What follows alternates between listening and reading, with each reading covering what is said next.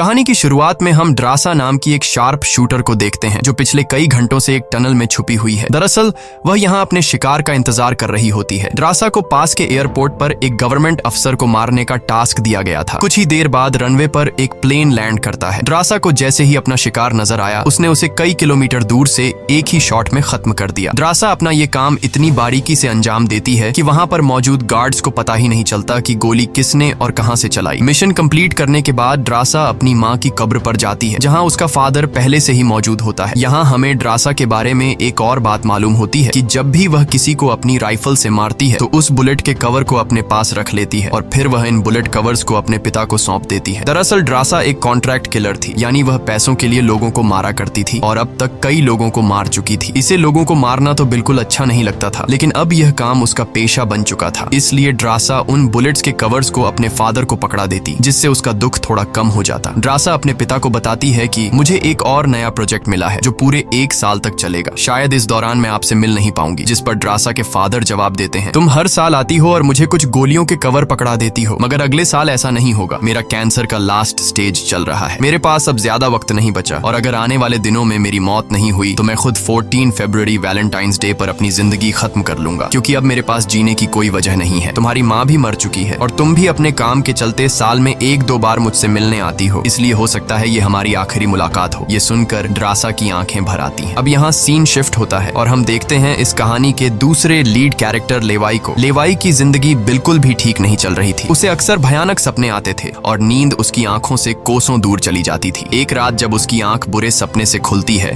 तो लेवाई अपने घर से बाहर निकलकर समुद्र के किनारे पर आता है। यहाँ उसे थोड़ा बेहतर महसूस होता है और वह अपनी डायरी में कुछ लिखने लगता है। तभी लेवाई को अचानक उसके फोन पर एक मैसेज आता है। उस मैसेज में उसे एक एड्रेस दिया गया होता है जहाँ उसे जल्द से जल्द पहुंचने का कहा गया होता है। लेवाई बिना वक्त गंवाए एक मिलिट्री बेस पर पहुंचता है और वहां उसकी मुलाकात होती है एक लेडी ऑफिसर से जिसका नाम बार्तो है। बातचीत के दौरान हमें पता चलता है कि लेवाई कोई आम इंसान नहीं बल्कि एक आर्मी ऑफिसर था, लेकिन अब वह रिटायर हो चुका है और सिर्फ इतना ही नहीं, वह एक डेडली स्नाइपर भी रह चुका है। वह अब तक 200 से भी ज्यादा लोगों को स्नाइपिंग से मार चुका है। बार्तो लेवाई से कहती है, मैं तुम्हें एक मिशन पर भेजना चाहती हूँ क्योंकि तुम एक बहुत ही अच्छे स्नाइपर हो और ये सिर्फ तुम ही कर सकते हो। लेकिन मिशन पर भेजने से पहले बार्तो लेवाई से एक बहुत ही जरूरी सवाल पूछती है, अगर तुम इस मिशन पर गए तो क्या तुम्हें याद करने वाला पीछे कोई है? ये बात सुनकर लेवाई को कुछ अजीब लगने लगता है, लेकिन फिर वह जवाब देता है, नहीं, मेरा इस दुनिया में अब कोई भी अपना नहीं है। ये सुनकर वो लेडी लेवाई से कहती है, तुम तैयारी कर लो, कुछ घंटे बाद तुम्हें उस मिशन पर भेजा जाएगा और वहाँ तुम्हें 1 साल के लिए रहना है। इसके बाद लेवाई को बेहोश कर दिया जाता है और जब उसकी आंख खुलती है तो वह अपने आप को एक एरोप्लेन में पाता है। लेवाई कुछ समझ नहीं पाता कि आखिर उसे कहाँ ले जाया जा रहा है और उसे किस तरह का मिशन सौंपा गया है। इसलिए लेवाई वहाँ पर मौजूद एक सोल्जर से पूछता है, मुझे कहाँ ले जाया जा रहा है? लेकिन वह सोल्जर लेवाई की इस बात का कोई जवाब नहीं देता, बस इतना कहता है, अपना आईडी और वॉच हमें दे दो, ये सब तुम्हें तब वापस मिलेगा जब तुम्हारा मिशन पूरा हो जाएगा। थोड़ी देर बाद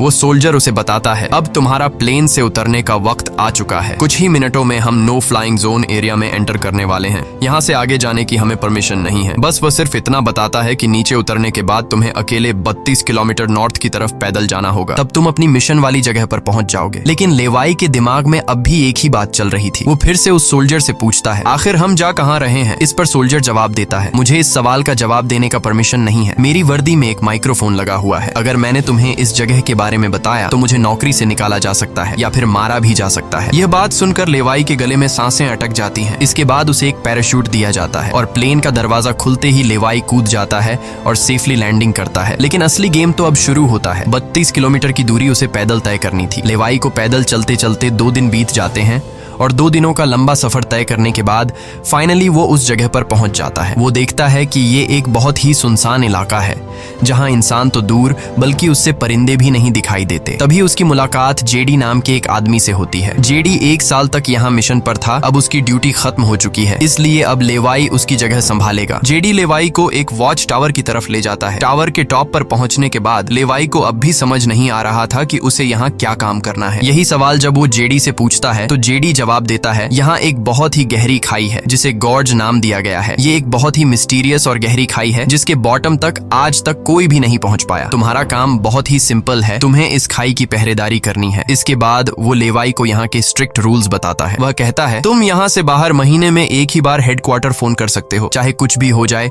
तुम बाहर की दुनिया से जुड़ने की उम्मीद मत रखना। ये टावर, जिसे हम वेस्ट टावर कहते हैं, इसके ठीक सामने ईस्ट टावर है, वह रशिया का है। वहाँ भी एक गार्ड अपनी ड्यूटी निभा रहा है, लेकिन तुम दोनों के बीच कोई भी कॉन्टैक्ट अलाउ नहीं है। तुम्हें सिर्फ अपनी ड्यूटी पर ध्यान देना है और हाँ, आने वाले खतरे के लिए हर वक्त तैयार रहना, क्योंकि यहाँ तुम पर किसी भी वक्त हमला किया जा सकता है। यहाँ ऑटोमेटिक गन्स और नीचे ढेर सारे लैंड माइन्स लगाए हुए हैं। अगर ऑटोमेटिक गन्स में गोलियां खत्म हो जाए तो उसे हमेशा रिलोड रखना, क्योंकि हमले के दौरान ऑटोमेटिक गन्स तुम्हारी बहुत काम आएगी। और आखिरी बात, अगर तुम्हें कभी भी यहाँ तेज सायरन की आवाज सुनाई देने लगे तो तुम बिना सोचे समझे यहाँ से भाग जाना। जेडी कहता है, मुझे भी नहीं पता कि ऐसा क्यों बोला गया है, लेकिन मुझे जो पिछले ड्यूटी वर्कर ने बताया था वही मैं तुम्हें बता रहा हूँ। लेवाई उसकी सारी बातें अच्छी तरह से सुन लेता है, पर उसका सवाल एक ही था। वह पूछता है, आखिर यहाँ ऐसा क्या है जिसके लिए इतनी स्ट्रिक्ट सिक्योरिटी लगाई गई है? तभी जेडी एक ग्रेनेड निकालता है और इस ग्रेनेड को उस गहरी खाई में फेंक देता है। ग्रेनेड जैसे ही खाई की गहराइयों में धमाका करता है, वहाँ से एक अजीब भयानक आवाज गूंजने लगती है। वो आवाज किसी इंसान की बिल्कुल भी नहीं थी, वो किसी ऐसी चीज की थी जो अंधेरे में छुपी थी। जेडी लेवाई की तरफ देखता है और कहता है, ये आवाज जो तुम सुन रहे हो, ये उन क्रीचर्स की है जिन्हें हम होलोमैन कहते हैं। ये क्रीचर्स इस घड़े के अंदर रहते हैं और तुम्हारी यहाँ पर ड्यूटी ये है कि इस घड़े के अंदर से किसी भी क्रीचर को बाहर निकलने नहीं देना है। कहा जाता है कि 1940 में यूएस आर्मी के 2400 आर्मी सोल्जर्स को इस गड्ढे के अंदर भेजा गया था, ताकि यह सोल्जर्स उस गड्ढे के अंदर मौजूद सभी क्रीचर्स को खत्म कर सकें। लेकिन आज तक उनमें से एक भी जिंदा सोल्जर वापस लौट कर नहीं आया। और अब जेडी लेवाई को पूरी इंफॉर्मेशन, हर एक चीज का बताकर घर वापस जाने की तैयारी करने लगा, क्योंकि उसने यहाँ 1 साल की ड्यूटी पूरी कर दी। अब लेवाई को यहाँ 1 साल तक ड्यूटी देनी थी। जेडी लेवाई को अलविदा कहकर यहाँ से निकल पड़ता है। वह बहुत खुश था क्योंकि 1 साल बाद वह घर जाने वाला था, लेकिन उसे पता नहीं था कि आगे उसके साथ कुछ ऐसा होने वाला है जिसके बारे में सोचने से भी डर लगता है। लोकेशन पर पहुंचने के बाद जेडी जैसे ही स्मोक करता है, तब एक हेलीकॉप्टर उसे लेने के लिए आता है। वह हेलीकॉप्टर उसके लिए रस्सी नीचे फेंकता है और जेडी इस रस्सी के जरिए ऊपर हेलीकॉप्टर में चढ़ने लगता है। हेलीकॉप्टर में बैठा एक सोल्जर पहले जेडी की आइडेंटिटी कंफर्म करता है। जेडी जब उसे अपनी पूरी इंफॉर्मेशन देता है तो हेलीकॉप्टर में बैठा वो सोल्जर पहले जेडी को शूट करता है और उसके बाद उसकी रस्सी काट कर उसे नीचे गिरा देता है। अब यहाँ एक बात तो साफ हो चुकी थी कि जो इस जगह आता है वो यहाँ से कभी लौट नहीं पाता। इसके बाद हमें अगले दिन का सीन दिखाया जाता है। लेवाई अपने काम को निभाने लगता है। सबसे पहले वो यहाँ की कुछ रिपोर्ट्स चेक करता है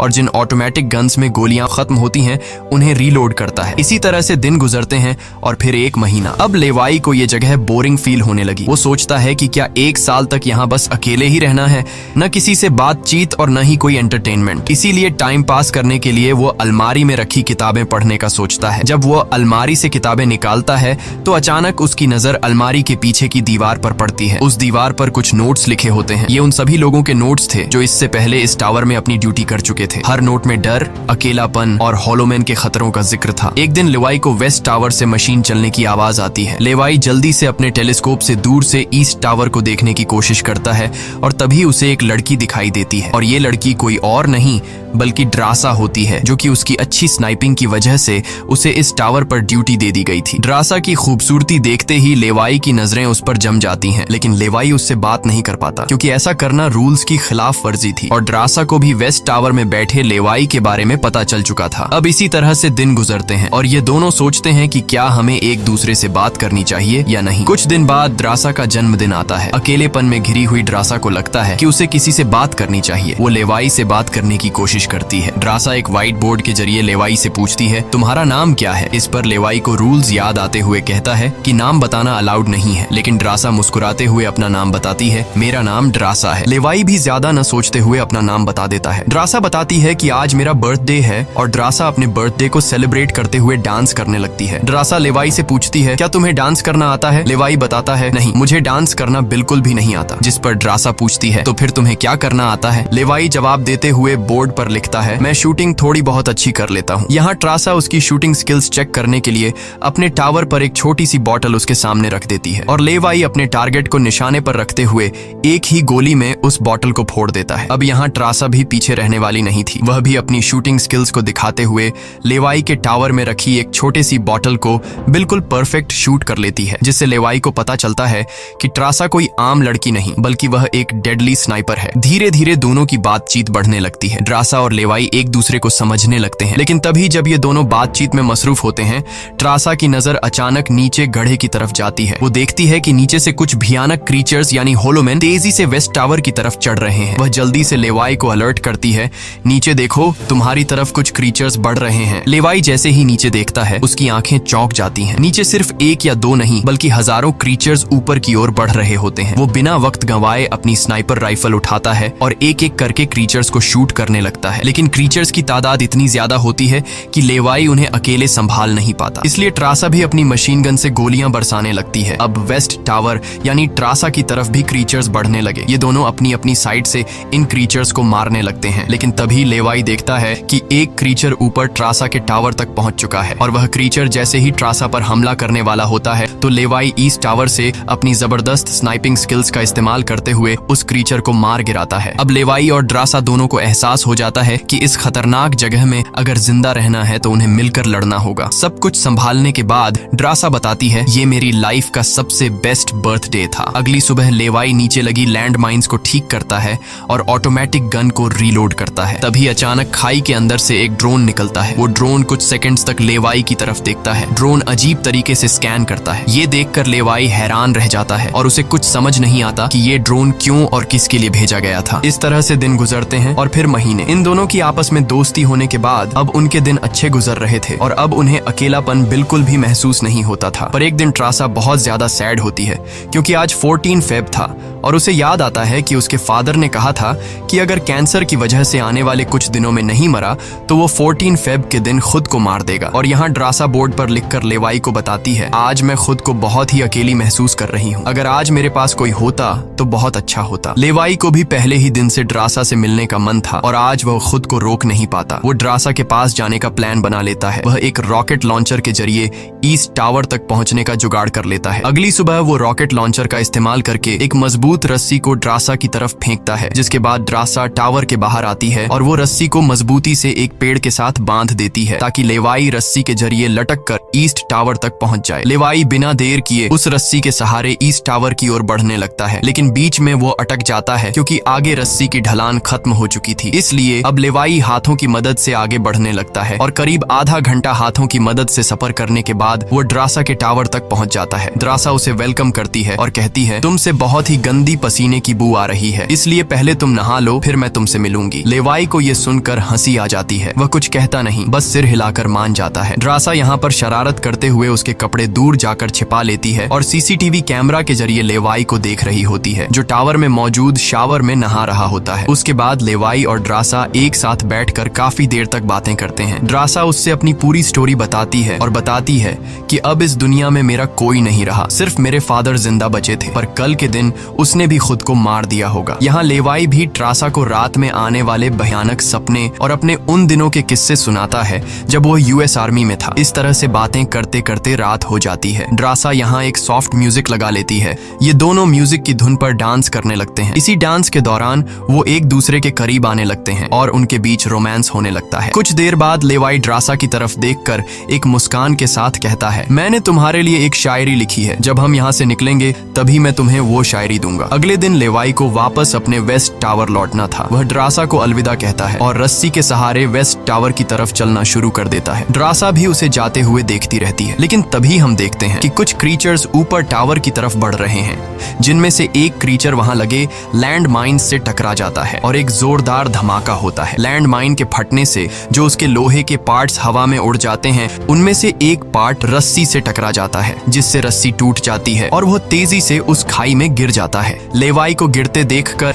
ट्रासा बिना सोचे समझे अपना पैराशूट उठाकर वह भी उस खाई में कूद जाती है। खाई की गहराई में गिरने के बाद द्रासा पानी की तेज बहाव वाली नदी में बहने लगती है। वह किसी तरह करके नदी से बाहर निकलकर किनारे तक पहुंच जाती है। दूसरी तरफ लेवाई की किस्मत अच्छी होती है कि वो एक बड़े से पेड़ पर गिरकर लटक चुका था। इतनी ऊंचाई से गिरने के बाद उसे चोटें तो काफी सारी आ जाती हैं, पर उसकी जान बच जाती है। जैसे ही उसकी आंखें खुलती हैं, वो देखता है कि एक बड़ा कीड़ा उस पर हमला करने के लिए बढ़ रहा है। वो खुद को बचाने की कोशिश करता है, पर तभी पेड़ की लकड़ी टूट जाती है और लेवाई नीचे पेड़ की जड़ों पर गिर जाता है। नीचे गिरते ही पेड़ की जड़ों ने उसे अपनी गिरफ्त में लेने लगती है और लेवाई को जकड़ लेती है। उससे पहले कि ये जड़ें लेवाई को मार देती, वहाँ ट्रासा पहुंच जाती है। वो जल्दी से चाकू निकालकर इन जड़ों को काटने लग जाती है, जिससे लेवाई आजाद हो जाता है। इसके बाद लेवाई और ट्रासा चारों ओर देखने लगते हैं। हर तरफ सन्नाटा और डर का माहौल छाया होता है। तभी अचानक पेड़ों की आड़ से कुछ क्रीचर्स निकलकर उन पर हमला कर देते हैं। यहाँ उनके बीच एक बड़ी फाइट होने लगती है। लेवाई अपनी बंदूक संभालता है और पहली गोली सीधे एक क्रीचर के सर में मारता है। एक के बाद एक दोनों ने मिलकर दोनों क्रीचर्स को खत्म कर दिया। यहाँ लेवाई की नजर क्रीचर की डेड बॉडी पर पड़ती है। वह देखता है कि क्रीचर ने वही आर्मी वर्दी पहन रखी थी जो किसी जमाने में अमेरिकन सोल्जर्स की होती थी। ये देखकर लेवाई के रोंगटे खड़े हो जाते हैं। तभी उसे जेडी की वो बातें याद आती हैं जब उन्होंने बताया था कि 1940 में 2400 सोल्जर्स के एक बड़े ग्रुप को इस खाई में भेजा गया था और वो सैनिक कभी वापस नहीं लौटे थे। उसके बाद लेवाई और ट्रासा एक अजीब भयानक सी जगह पर पहुंच जाते हैं। यहाँ का मंजर किसी बुरे सपने जैसा था। हर तरफ इंसानों के सड़े गले शरीर पड़े थे और सबसे अजीब बात यह थी कि इन शरीरों के अंदर से पेड़ पौधे उग आए थे। ऐसा लग रहा था जैसे कोई जानलेवा वायरस ने इस जगह को अपनी गिरफ्त में ले लिया हो। तभी अचानक पेड़ों के बीच से कुछ हलचल होती है। लेवाई और ट्रासा समझ जाते हैं कि क्रीचर्स एक बार फिर उनका पीछा कर रहे हैं। डर के मारे यह दोनों तेजी से भागने लगते हैं और एक टूटी फूटी चर्च में घुस जाते हैं। दरवाजा बंद करने के बाद सामने उन्हें एक अजीब सा नजारा दिखता है। हर तरफ इंसानों की लाशें पड़ी हुई थीं। उनकी हालत देखकर ऐसा लग रहा था जैसे उन्होंने खुद अपनी जान ले ली हो ताकि इस वायरस से बच सकें। अचानक एक बड़ी मकड़ी ट्रासा के ऊपर कूद पड़ती है और ढेर सारी और भी मकड़ियां निकल आती हैं। ये मकड़ियां साइज में काफी बड़ी होती हैं। जैसे ही स्पाइडर उन पर हमला करता है, लेवाई और ट्रासा मिलकर उसे खत्म कर देते हैं। दूसरी तरफ चर्च का दरवाजा वो क्रीचर तोड़कर अंदर आ जाते हैं। लेवाई और ट्रासा अपनी जान बचाने के लिए उन पर फायरिंग शुरू कर देते हैं और जैसे तैसे करके उनसे अपनी जान छुड़ाकर चर्च से बाहर निकल आते हैं। तभी लेवाई की नजर सामने पहाड़ में बनी एक पुरानी सुरंग पर पड़ती है। वह दोनों फौरन उस सुरंग के अंदर घुस जाते हैं। अंदर जाकर उन्हें पता लगता है कि असल में यह एक पुरानी लैब है। यहाँ हर जगह टूटी फूटी कांच, मशीन्स और पुराने जंग लगे हुए कंटेनर्स पड़े थे। यहाँ लेवाई को एक पुराना डीवीडी कैसेट मिलता है। लेवाई डीवीडी को प्ले करता है और स्क्रीन पर एक लड़की नजर आती है। वह लड़की कहती है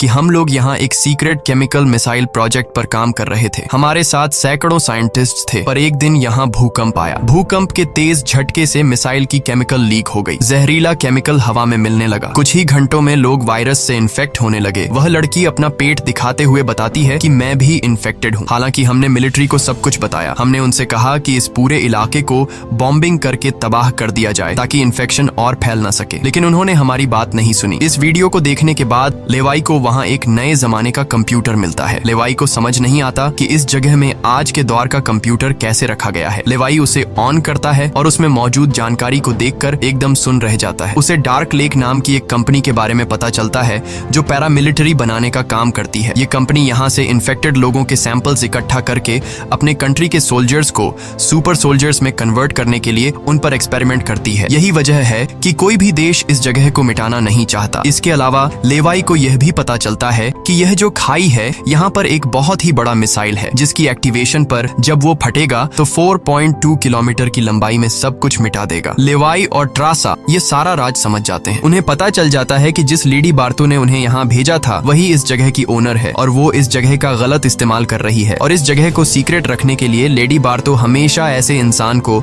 यहाँ पर ड्यूटी के लिए चुनती थी जिसका पीछे कोई पूछने वाला नहीं हो, और उस इंसान को यहाँ साल भर ड्यूटी करने के बाद मार दिया जाता, जिस तरह से जेडी को मार दिया गया था ताकि वो बाहर आकर दुनिया को इस जगह के बारे में नहीं बता सके। ये सब जानने के बाद जैसे ही ये दोनों वहाँ से निकलते हैं, तभी एक घुड़सवार क्रीचर ट्रासा को रस्सी से जकड़कर अपने साथ ले जाता है। लेवाई ट्रासा की तलाश में यहाँ वहाँ भटकता है, लेकिन उसे ट्रासा कहीं दिखाई नहीं दे रही थी। तभी लेवाई एक ऐसी जगह पर पहुंचता है जहाँ एक बड़ी मिसाइल रखी हुई थी। ये वही मिसाइल थी जिसके बारे में डार्क लेक कंपनी के कंप्यूटर से लेवाई को जानकारी मिली थी। लेवाई को सब कुछ साफ समझ आ चुका था। असल में वॉच टावर में पहले रह चुके लोग जब यह कहते थे कि अगर सायरन की आवाज सुनाई दे तो जितनी जल्दी हो सके यहाँ से भाग जाना चाहिए, वो दरअसल इस मिसाइल की ही बात कर रहे थे। दूसरी तरफ ट्रासा अब उस क्रीचर के कब्जे में थी। ट्रासा खुद को छुड़ाने की कोशिश करती है और जैसे तैसे करके वो खुद को छुड़ा लेती है। आजाद होते ही ट्रासा और क्रीचर के बीच फाइट छिड़ जाती है। लेवाई भी ट्रासा को ढूंढते ढूंढते वहां पहुंच जाता है और वह भी फौरन क्रीचर पर हमला कर देता है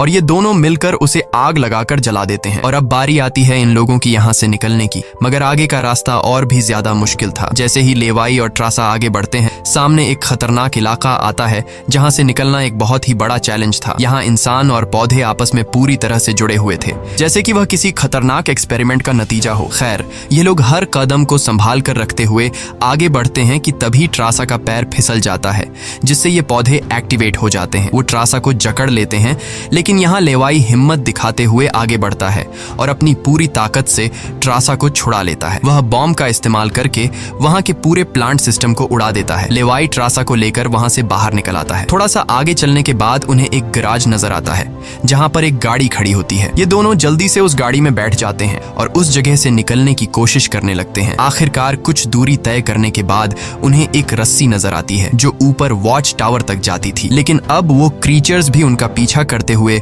वहां तक पहुंच चुके थे। अब यहाँ रस्सी को हाथों से पकड़कर ये लोग अगर ऊपर चढ़ते तो ये क्रीचर्स इन्हें मार देते। इसलिए लेवाई समझदारी से काम लेते हुए जीप को रस्सी से बांधकर ऊपर चढ़ने लगते हैं। ये लोग जीप को इसलिए रस्सी से बांध लेते हैं ताकि ये दोनों जीप में बैठकर उनके हाथ क्रीचर्स के साथ लड़ने के लिए फ्री हों। वो क्रीचर्स उन पर हमला करते हैं और यहाँ उनके बीच एक बड़ी फाइट होती है, लेकिन वो क्रीचर्स तादाद में काफी ज्यादा थे, इसलिए वो इन पर भारी पड़ रहे थे। यहाँ लेवाई के दिमाग में एक आइडिया आता है। वह जीप की पेट्रोल टैंक इन क्रीचर्स पर लीक कर देता है, जिससे निकलने वाले तेल को आग लगाकर उन सभी क्रीचर्स को जला देता है और आखिर में ये लोग उस जीप की रस्सी काट कर उसे नीचे छोड़ देते हैं, जिससे वो सभी क्रीचर्स मारे जाते हैं। इस तरह से ये लोग फाइनली ऊपर चढ़ने में कामयाब हो जाते हैं। अब इन दोनों को पता चल चुका था कि अगर ये दोनों यहाँ साल भर ड्यूटी कर भी लें तब भी आखिर में इन दोनों को मार दिया जाएगा। इसलिए अब ये दोनों एक बड़ा फैसला करते हैं कि अब वो इस जगह की रक्षा नहीं करेंगे बल्कि इस जगह को तबाह कर देंगे, ताकि इनकी तरह कोई दूसरा सोल्जर यहाँ पर न फंस सके और इस जगह का गलत इस्तेमाल बंद हो जाए। ये सब करने के बाद ये दोनों यहाँ से दूर जाकर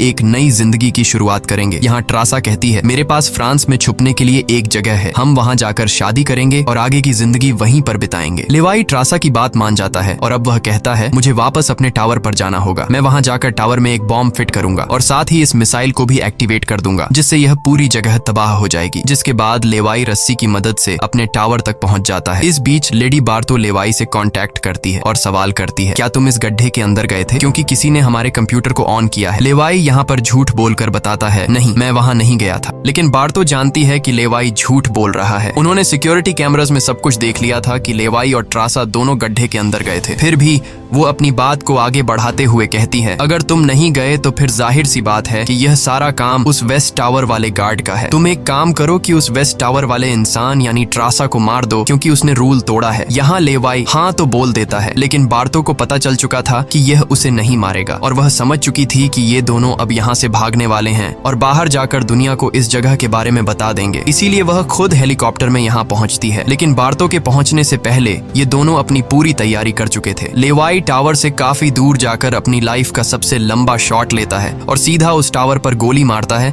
जो सीधा नीचे मिसाइल से कनेक्ट था, जिससे एक तेज सायरन बजने लगता है। अब उनके पास टाइम कम था। ये दोनों तेजी से भागने लगते हैं क्योंकि जब मिसाइल फटेगी तो वह 4.2 किलोमीटर के एरिया को तबाह कर देगी। लेवाई और ट्रासा दोनों पूरी ताकत से जंगल की ओर भागने लगते हैं। ट्रासा अपनी जान बचाते हुए उस जगह से काफी दूर निकल जाती है, लेकिन लेवाई के पैर में चोट आई थी जिससे वह तेज नहीं भाग सकता था। दूसरी तरफ बार्तो को भी यह समझ आ चुका था कि जल्द ही मिसाइल ब्लास्ट होने वाला है। ठीक इसी वक्त मिसाइल एक्टिवेट हो जाती है और एक बहुत ही बड़ा धमाका होता है जिससे पूरी खाई तबाह होने लगती है। ये ब्लास्ट इतना भयानक था कि उसके लपटने और झटके दूर तक फैल गए, जिसमें बार्तो का हेलीकॉप्टर भी उस धमाके की चपेट में आ जाता है और वह वहीं मारी जाती है। ट्रासा ने तो 4.2 किलोमीटर का फासला तय कर लिया था, लेकिन लेवाई उस धमाके की लपेट में आ जाता है और धमाका धमाके से आने वाली तेज हवा उसे पानी में गिरा देती है। दूसरी तरफ खाई में सभी क्रीचर्स मारे जाते हैं। अब सिर्फ ट्रासा उस धमाके में जिंदा बच गई थी और वह एक ऊंची जगह पर खड़ी होकर